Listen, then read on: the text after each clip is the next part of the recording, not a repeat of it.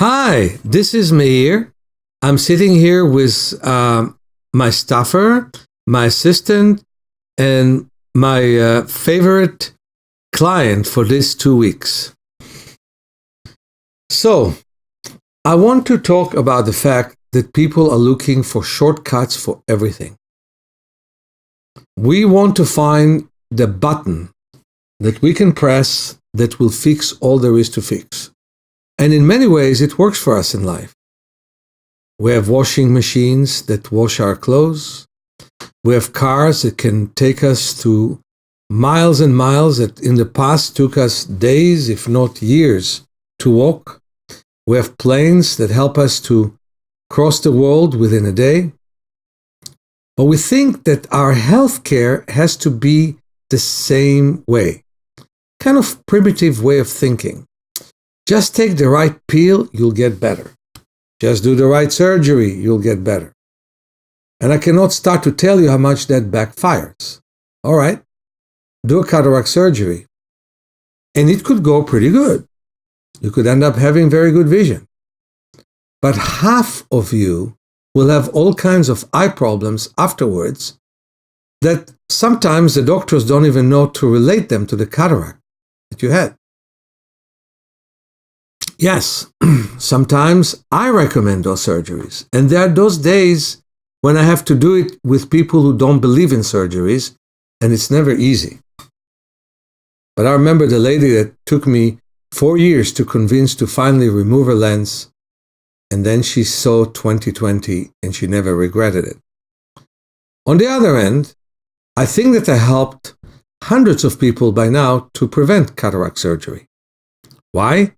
Because I taught them how precious their lens is, how wonderful it is to look at a distance, wave their hands to the side, and get the lens to be flat, as it was with our ancestors for more than 2 million years. Our ancestors looked at a distance. Our ancestors, even 10,000 years ago, who were farmers, still looked at a distance. And we look so much from near. Look at the different societies. In Taiwan, 84% of the people are nearsighted. And they learned the computer from the age of 4. In Hong Kong, 70%. And look at the Maoris of New Zealand. They don't have nearsightedness. Look at the Bedouins in the desert. For them, 20/20 is such poor vision, you wouldn't believe it. Look at the people in the Amazon. 1% of them are nearsighted. And they can tell you what happens in a top tree where people with glasses or 20/20 vision cannot even see. So our lifestyle makes a huge difference. And the fact that we don't see it is terrible. Because more and more people become myopic, nearsighted. More and more people have long eyeballs. More and more people have retinal detachment, cataract surgeries. And now let me tell you about cataract surgeries. Some of them lead to glaucoma. Some of them lead to retinal detachment. Some of them lead to blindness. We have to really be cautious about what we do and what we don't. And that's very important. I want to return to the concept that I had a few days ago. And that was that secondary conditions matter. That's why I wrote my book, Awakening Your Power of Self-Healing. How to breathe, how to have better circulation, how to have better joint mobility, how to have better muscular activity, nerve activity, and vision capacity. All that is interconnected. Don't tell me that if you have a tumor in your brain, you don't need to breathe better. In fact, oxygen is what can kill that tumor. Don't tell me that because you have multiple sclerosis, you don't need to do exercises to strengthen your central nervous system. You're waiting for the medicine that will heal you one of these days. Maybe 1,000 years from now. Maybe not. Point is, whatever you have becomes worse because of the stress of your body, or can kill you because of the stress of your body. Add stress to cancer and you're dead quickly. Take stress away and the cancer may not kill you in the next 35 years. And for that reason, while I'm not saying avoid medical treatment, opposite, When it's absolutely necessary, have it.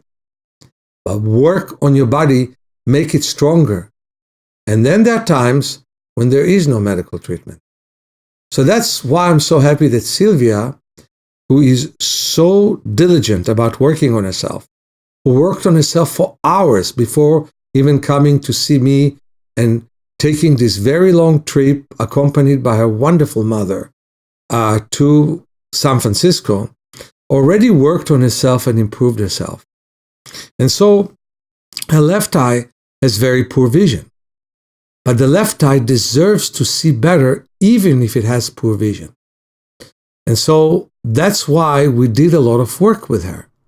As usual in most of our sessions, and Sylvia came here for 10 of them, so I would say about 9 of them, we did walk to the beach, covering her strong eye, which is her right eye, and I took the opportunity to cover my right eye, which is my strong eye, looking at details, looking at flowers, looking at houses, throwing and catching a ball, looking at the chart which we call shifter, and looking from dot to dot there. And most important thing, today was kind of funny. We put 6 charts with large letters, and she learned to look at them.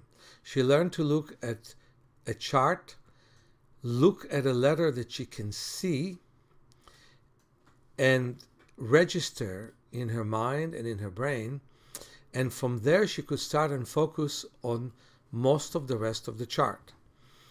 One exercise we didn't do is that when she could not focus on the rest of the chart, to move on. In fact, there was a sign written in a way that is hard to read because the letters did not have good contrast in it. It was yellow on green, that she was able to read few words but not others. But when we returned from a full beach activity where we look at all those charts, she was able to read it with a weaker left eye. I work with many people who are disadvantaged, who have low vision, who are legally blind. And the big lesson I give them is never ever strain to see. See what you can and enjoy what you can, and don't fight. So today at the 9th session, and we had a longer session than usual, I measured her vision. To her surprise, and with my great happiness, I could see that she was able to read the 20/20 line, 100% of normal vision with an error here or there. She still suffers from some astigmatism, but I would say less and more. Less in that her astigmatism is better, more is that she sees it more because the left eye is participating. And one big thing that she learned from me is how important it is to get that left eye working. She already knew it, but there's nothing like greater experience of it. So the result of our work was great improvement for her. But what is it to you? Quite a bit. You need to know that you have powers within your body that can improve you. Your breath, your circulation, the mobility of your joints that have to be even, the evenness of the work of your muscles. When we have more than 600 muscles and we work 50 out of them with great stress to the point that the connective tissue hardens. All that we address with our work. Come to our webinar on the 19th of February and introduce yourself to our work. Get the book, Awakening Your Power of Self-Healing. It's going to move you closer to understand all the concepts I'm talking about. And arm yourself with your capacity, with your possibility. Isn't that a statement by Nelson Mandela that people are much more afraid of their power than of their weakness? Let me empower you and tell you, you are much more powerful than you think you are. I was so happy that Sylvia crossed the ocean. Not only she is a wonderful woman, and it was nice to know her and her mother, but the fact that it was a worthwhile trip for her and that she improved her vision so much and will keep improving it. I have great confidence in that. So I can tell you, you can improve your condition, whether it is paralysis, headaches, arthritis, breathing problems, and many others. And of course, vision problems. You can improve all of that by learning about your inner powers. Many blessings. With great love and enthusiasm, your friend Meir.